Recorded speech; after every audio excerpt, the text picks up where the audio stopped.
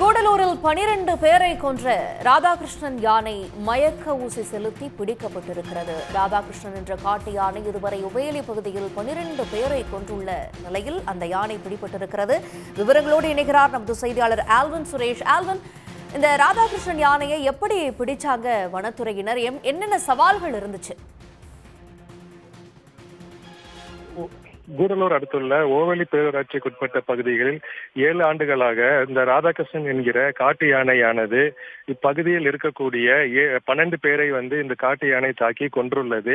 இந்த யானையை பிடிப்பதற்காக இப்பகுதியில் இருக்கக்கூடிய மக்கள் பரக்கட்ட போராட்டத்தில் ஈடுபட்டு வந்தனர். இதனை அடுத்து கடந்த 7 நாட்களாக இந்த ராதாகிருஷ்ணன் என்கின்ற காட்டு யானை பிடிப்பதற்காக வனத்துறையினர் தீவிரமாக ஈடுபட்டு வந்தனர். முதல் கட்டமாக முதுமலையில் இருந்து 4 கும்கி யானைகள் வரவழைக்கப்பட்டுள்ளது.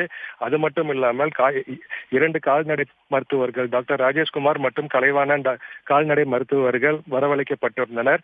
அது மட்டும் இல்லாமல் 50க்கும் மேற்பட்ட வன ஊழியர்கள் இந்த காட்டு யானையை கண்காணிக்கும் பணியில் ஈடுபட்டும் 2 ட்ரோன் கேமராக்கள் மூலமாகவும் இந்த காட்டு யானையை கண்காணித்து வந்த நிலையில் இன்று எல்லமலை பகுதியில் உள்ள குறும்பர் பள்ளம் என்னும் பகுதியில் இந்த காட்டு யானை இருப்பதை உறுதி செய்தனர். இதனை அடுத்து 2 மருத்துவர்கள் வனப்பகுதியை சென்று அங்க பரன்கள் அமைக்கப்பட்டு பரன்கள் மீது மருத்துவர்கள் அமர்ந்து வழியாக வந்த இந்த காட்டு யானைக்கு தற்பொழுது மயக்க ஊசி செலுத்தியுள்ளனர்.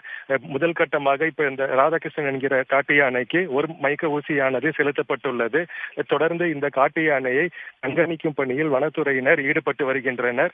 இப்பகுதி முழுவதும் பொதுமக்கள் யாரும் செல்ல வேண்டாம் எனவும் வனத்துறையினர் தொடர்ந்து எச்சரிக்கை செய்து வருகின்றனர். அது மட்டும் இல்லாமல் இப்பகுதியில் இந்த காட்டு யானை பிடிக்கும் பட்சத்தில் கும்கி யானைகள் தயார் நிலையில் வைக்கப்பட்டுள்ளது.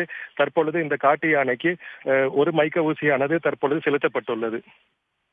விவரங்களுக்கு நன்றி ஆல்வன் சுரேஷ். உடனுக்குடன் செய்திகளை தெரிந்து கொள்ள சன் நியூஸ் பெல் ஐகானை கிளிக் பண்ணுங்க.